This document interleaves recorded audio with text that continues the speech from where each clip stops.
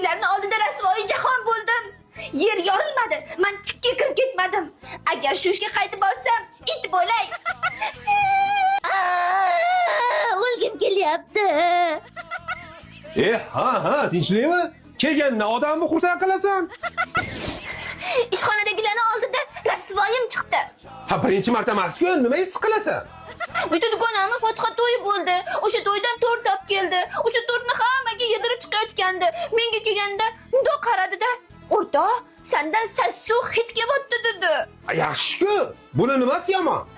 Ey, siz ham asabimga tegmang. Qarochi hammasi keyin birma-bir meni hidlab chiqdi. Ha, o'l, men senga necha marta aytdim. Meni naskimni kiyib ketma. Bir kun kimnidir o'ldirasan sen. Keyin boshqa bo'limdagi dugonalarim kelishdi. Ular ham meni kelib boshdan oyoq hidlab chiqishdi. Xo'sh, nimani hidi kelayotgan ekan? Hidgacha hali bor. Keyin anu boshlig'imiz Tursunoy opa eshitib qoldilar. U ham keldi. U ham hidlab ko'rdimi? Ha, uni burni o'zi ham prisosda ekan. Bitta chuqur tortganda shu basharasi bilan orqaga ketdi-da. Va nihoyat 20 yil berishadi. Nima? Ha, yo, o'zim. Davom et. Nima bo'ldi? U ham mayli. Undan keyin hidlagan 32 ta odam hushidan ketdi-da. Balkim tirikdir. Sen kimsan o'zi? Qayersansiz bunchalik odam o'ldiradigan? Og'zim. Men bilgandim. Men sezgandim. Chunki seni uchratgan kunimizdan boshlab sendan tappani hidi kelardi.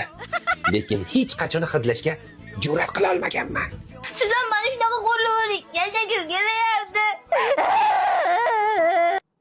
Bir xunuk yig'laydi. Ayta olmayman-da. Bo'ldi xotin, hazırlashdim-da endi xotin. Unchalik yomon emas-ku.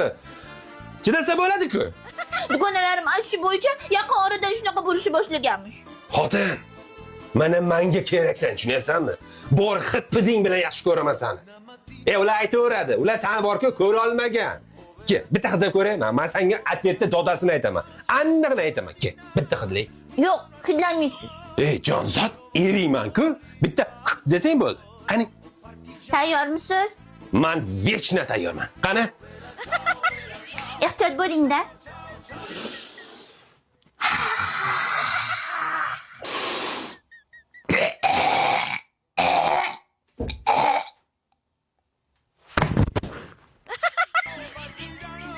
To'rtinchi odam.